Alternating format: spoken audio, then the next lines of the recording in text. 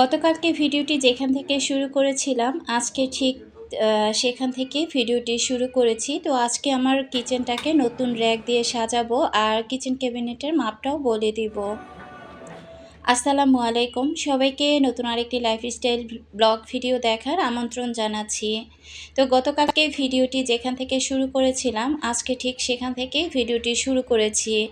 গতকালকে তো কিচেন পরিষ্কার করতে করতেই ভিডিওটি শেষ করে দিয়েছিলাম। আর এরপর দেখেন যে আমি কিচেনের পুরোটা সব কিছু পরিষ্কার করে আমি কিন্তু কিছুই গুছাই নাই। তো একদম যেহেতু বিকেল হয়ে গিয়েছে, তো এই রুমটা যেহেতু বেশি ব্যবহার করা হয়েছে কিচেনের জিনিসপত্র ধোয়াধুয়ির কাজে, বিশেষ করে র্যাকগুলো বড় বড় র্যাকগুলো যখন ধুয়েছি, তো এই রুমটা কিন্তু একটু নোংরা বেশি হয়েছে। তো এই রুমটা এখন আমি মফ করে নিচ্ছি। এটা মফ করে এরপর আমি গোসল করে নেব। সারাদিন তো কোনো খাওয়া দাওয়া করাই হয় নাই, শুধু জবাই খেয়ে নিয়েছিল। জুই আর আমি কিন্তু একেবারে না খেয়ে আছি। তো কাজের মধ্যে এতটাই ডুবেছিলাম যে ওইভাবে ক্ষুধাটাও লাগে নাই। তো এদিক থেকে সন্ধ্যার পরে জুইকে বলেছিলাম যে বেকারি থেকে প্যাটিস নিয়ে আসতে। তো জুই গিয়ে আর কি প্যাটিস নিয়ে আসলো, একদম তরতাজা। তো এই দোকানটা হওয়ার পর কিন্তু অনেকটা সুবিধা হয়েছে। একেবারে আমার পছন্দের কিছু জিনিস এখানে বিক্রি করে। তো যখন ইচ্ছে হয় তখন আ ওখান থেকে কিনে নিয়ে এসে তারপর আর কি খেয়ে নিতে পারি। তো এখানে ২ কাপ চা নিয়েছি। আর জুই বলল যে, "মা চিপস খাবো।" তো বললাম যে, "মেয়েটা সারাদিন আমার সাথে অনেকটা কাজ করেছে। তো ঠিক আছে, ও যেহেতু চিপস খাবে তো বলেছি, 'ঠিক আছে, তোমার যেটা ভালো লাগে সেটা কিনে নিয়ে এসো।'" তো এই তো আমরা নাস্তা করে নিয়েছি। আর দেখেন আমার সোফার উপরে সবগুলো র্যাক এভাবে আছে। তো সবগুলো র্যাক কিন্তু আমি ধুয়ে ফেলেছি। তো একদম বলতে পারেন যে রোজার আগে খুব বড় একটা কাজ আমি করে নিলাম। আর এদিক থেকে এখন চলে আসছি রান্নাঘরে। তো এখন যেহেতু একেবারে সন্ধ্যার পর, তো এখন আমি এক এক করে কিচেনের সব কিছু গুছিয়ে নিব। আর ভিডিওর শুরুতে আমার সকল আপু ভাইয়াদেরকে মনে করিয়ে দিচ্ছি, যারা ভিডিওটিতে এখনও পর্যন্ত একটি লাইক দেননি, প্লিজ একটি লাইক দিয়ে ভিডিওটি কন্টিনিউ করবেন। আর যারা নতুন আজই আমার চ্যানেলে প্রথম ভিজিট করেছেন, যদি ভিডিওর কোথাও কোনো অংশ আপনার কাছে এতটুকু ভালো লাগে, চাইলে চ্যানেলটি সাবস্ক্রাইব করে আমার পাশে থেকে যেতে পারেন।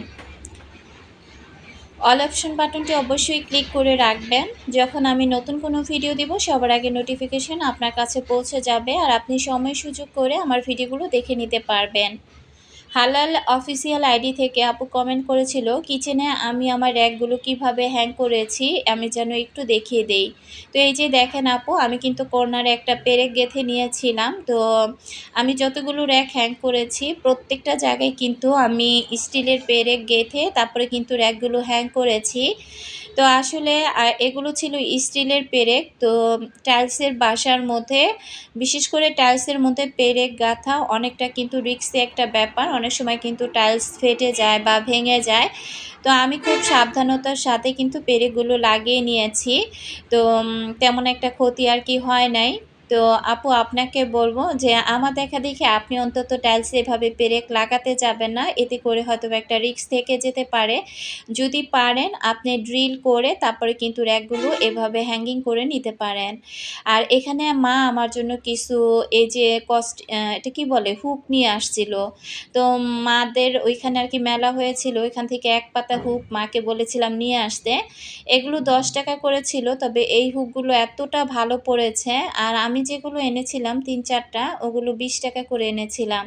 তো আমার ওইখানকার মধ্যে ২-৩ টা হুক আর কি ভালো আছে, তবে আমার হুকগুলার চেয়ে মার হুকগুলা কিন্তু সবচেয়ে বেশি ভালো।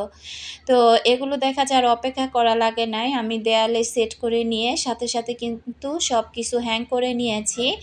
আর সবকিছু কিন্তু আমি ধুয়ে ফেলেছি।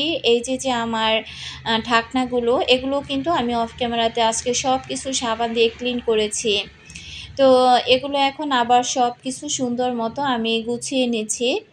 আসলে কিচেনের মধ্যে কিন্তু আমাদের কম কিছু থাকে না, অনেক কিছু থাকে।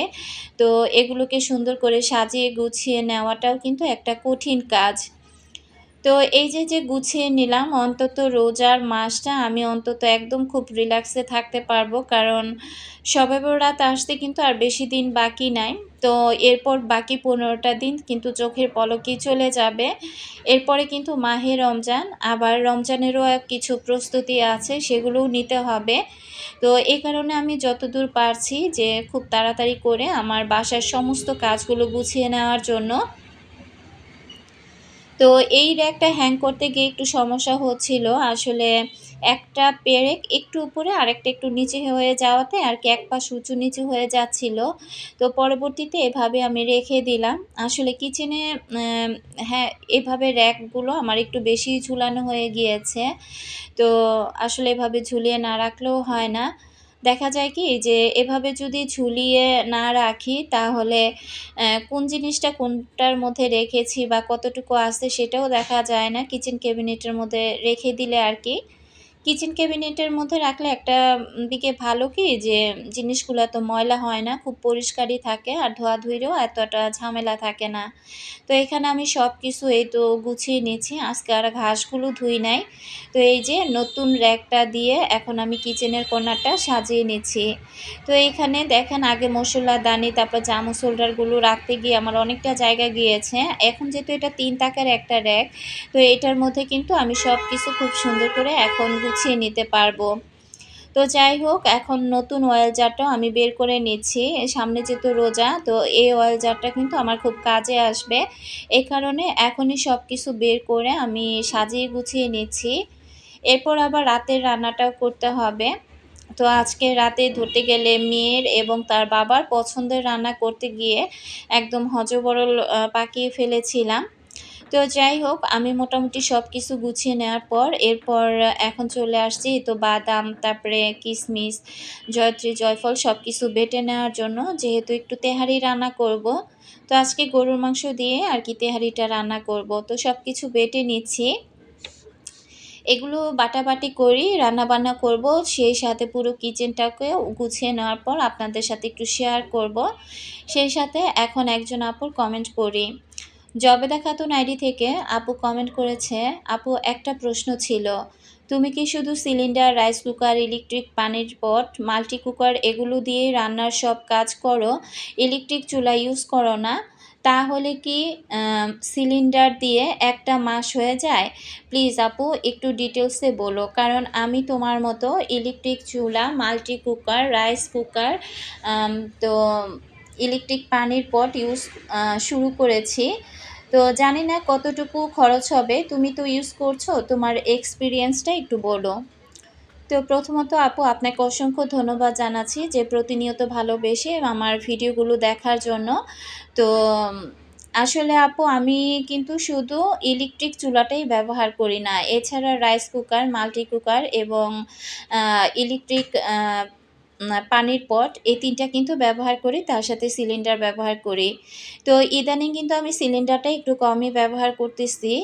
তো সিলিন্ডার ব্যবহার আসলে কম করার কারণ হচ্ছে যে সবার মুখে, মুখে শুনতে পাচ্ছি যে সিলিন্ডারের দাম নাকি অনেকটা বেড়ে গিয়েছে। তো এ কারণে আমি পারতপক্ষে দেখা যায় একটা তরকারি কি ভাজি যতটুকু গ্যাসের চুলায় না করলে না ততটুকুই আরকি করি। আর রাইস কুকারে যেগুলো রান্না করা যায় সেগুলো তো রাইস কুকারেই করি। আর মাল্টি কুকারটাও ব্যবহার করি, সেই সাথে পানির পটটাও আরকি ব্যবহার করি। তো আসলে আমি যখন ইলেকট্রিক চুলা ব্যবহার করেছিলাম তখন দেখেছি মাসে আমার ১৬00-১৭০০ টাকা পর্যন্ত বিল গুনতে হয়েছে। এখন যেহেতু আমি কারেন্টের চুলা ব্যবহার করি না, শুধু সিলিন্ডার আর ওই ইলেকট্রিক জিনিসগুলোই ব্যবহার করি। সেক্ষেত্রে দেখা যায় কি মাসে এখন কিন্তু আমার এই শীতের মধ্যেও ১,০০০ প্লাস বিল এসেছে। তো দেখেন রান্না করতে গিয়ে দেখি যে তেল নাই। এখন তেলটা রিফিল করে নিব। আর যখন আবার সিলিন্ডারটা একটানা ব্যবহার করেছি, ইলেকট্রিক জিনিসগুলো কম ব্যবহার করেছি, সেক্ষেত্রে দেখা গিয়েছে যে ৯০০ কি ১,০০০ টাকা আমার কারেন্ট বিল এসেছে। তো আসলে সিলিন্ডারের দাম বেড়ে গিয়েছে শুনে এখন কিন্তু আমি ইলেকট্রিক জিনিসগুলোই শুধু বেশি ব্যবহার করছি। আর সিলিন্ডারের মধ্যে শুধু একটা তরকারি বা ভাজি এগুলো রান্না করছি। তো আমার দিক থেকে আমি বলব যে একটা সিলিন্ডার কিন্তু আমার ১ মাস যায় আপু। একটা সিলিন্ডার আমার পুরোই ১ মাস যায়। আর এবার হয়তোবা একটু বেশি যাওয়ার কথা। তারপরেও জানি না যে আসলে কতদিন যাবে। সেটা রান্নার উপরে ডিপেন্ড করবে যে কতদিন যাবে সিলিন্ডারটা। আসলে সব পরিবারে সবার রান্নাবান্না তো একরকম হয় না। তো দেখা যায় একেক পরিবারের রান্নাবান্নাগুলো কম বেশি কিন্তু হয়ে থাকে। তো যখন যতটুকু ইলেকট্রিক জিনিসে রান্নাবান্না করার মতো সেটা ইলেকট্রিক চুলা পাত্রগুলাতেই রান্না করি। আবার যেটা দেখি যে না আমাকে সিলিন্ডারে এটা রান্না করতে হবে সেটা কিন্তু সিলিন্ডারেই রান্না করি। তো যাই হোক খুব হিসেব-কিতেব করেই রান্না করি। আর কারেন্টের চুলাটা নষ্ট যেহেতু হয়ে গিয়েছে, তো আবার একটা কারেন্টের চুলা কিনলে হয়তোবা কারেন্টের চুলাটা যদি ব্যবহার করতাম সেক্ষেত্রে হয়তোবা আমার সিলিন্ডারটা আরও বেশি যেত। ২-৩ মাসের বেশিও হয়তোবা অনায়াসে নিয়ে যেতে পারতাম, ওইটাতে যদি রান্নাবান্না করতাম। তো যেহেতু কারেন্টের চুলা নাই, সেক্ষেত্রে সিলিন্ডারটা আমার মনে হয় যে ১ মাস কি ১ মাস ১০ দিন ১২ দিন ওই যে বললাম না রান্নার উপর ডিপেন্ড করবে। তো আমার যতটুকু অভিজ্ঞতা বা আমি যেভাবে রান্না-বান্না করি আপু ততটুকুই আপনাদের সাথে শেয়ার করলাম। এদিকে দেখেন আজকে তেহারি রান্না করতে গিয়ে আমি কি করেছি, এখানে শুধু হলুদের গুঁড়াটা দেই নাই, এছাড়া চিকেন বিরিয়ানি রান্না করলে আমি যেভাবে মসলা দেই ঠিক সেইভাবে আমি সব মসলা এখানে দিয়ে দিয়েছি। তো আমি কি করেছি যে তেহারি রান্নার মসলা আসলে মনে হয় আলাদা। কারণ আ রাঁধুনি তেহারির মসলা আমি দেখেছি। তবে জবার বাবাকে বলেছিলাম যে, "কি খাবা?" তো সে বলল যে, "যেহেতু গরুর মাংস আছে তাহলে একটু গরুর মাংস দিয়ে বিরিয়ানি রান্না করো।" তো আমি এখানে কি করেছি বিরিয়ানির মসলাটাই ব্যবহার করেছি। সেটা ছিল চিকেনের। তো আসলে এটা এভাবে রান্না করার পর আমার কাছে কিন্তু খেতে একটুও ভালো লাগে নাই। আর দেখেন আমি ঠিকই প্রেশার কুকারে মাংসটা ভালোভাবে কিন্তু অনেকটা টাইম কষিয়েছি। কষিয়ে এরপর কিন্তু আমি পানি গরম করে কেটলিতে তারপর ওই গরম পানিটা দিয়েছি যেন একটু দ্রুত আরকি সিটিটা উঠে যায়। তো এভাবেই কিন্তু রান্না করতে গেলে একটু বুদ্ধি খাটিয়ে আরকি আমি রান্না-বান্নাগুলো করে থাকি। কি আর করা? এদিকে দেখেন সবকিছু হ্যাং করে দেওয়ার পর এখন সাজিয়ে নেওয়ার পর আমার কাছে কিন্তু খুব ভালো লাগছে। তো এই যে এই জায়গাটাতে কিন্তু অনেকটা জায়গাও বেঁচে গিয়েছে এই র‍্যাকটা বসানোর পরে যেহেতু এই র‍্যাকটার মধ্যে সবকিছু আমি লাগিয়েছি। আর এই ছোট্ট ক্যাবিনেটের মাপটা আমি ভিডিও শেষে আপনাদেরকে দেখিয়ে দিব যে আপুটা আরকি দেখতে চেয়েছিলেন। তো আসলে সময়ের অভাবে আমি আপুর নামটা আসলে মনে রাখতে পারি নাই বা লিখে রাখতে পারি নাই। তার জন্য আন্তরিকভাবে দুঃখিত। তো এই যে দেখেন আমি বিরিয়ানি রান্না করা আমার হয়ে গিয়েছে। তবে বিশ্বাস করেন আজকের আরকি বিরিয়ানি না এটা হবে তেহারি। আমি তো শুধু বিরিয়ানি বলছি। এটা খেতে কিন্তু একটুও আজকে আমার কাছে ভালো লাগেনি। যদি তেহারির মসলাটা ব্যবহার করতাম তাহলে হয়তোবা খেতে একটু ভালো লাগতো। তো আমি এদিকে দেখেন নীল র‍্যাকটা নামিয়ে আবার এই পাশে রেখেছি। আপাতত এই পাশেই রাখলাম। আবার যদি মনে হয় যে না এখানে ভালো লাগছে না পরে সরিয়ে ফেলবো। আর লাল র‍্যাকটাও আমি এই কিচেনে নিয়ে আসছি। তো এই র‍্যাকটা বেশি উঁচু হওয়ার কারণে না আসলে আমার ভালো লাগছে না। ওই কর্নারটা কেমন যেন ঢেকে আছে এই অবস্থা। তো এইখান থেকে কিন্তু নীল র‍্যাকটা আমি সরিয়ে ফেলেছি। তো এই তো আমি কিন্তু খুব সুন্দর করে সবকিছু মোটামুটি গুছিয়ে ফেলেছি। আর যেগুলো দেখা যায় রান্নাবান্না শেষ ফাঁকা হয়েছে সেগুলো কিন্তু আমি হাঁড়ি পাতিলগুলো ধুয়ে এভাবে ঝুড়িতে ঝরা দিয়ে রেখেছি।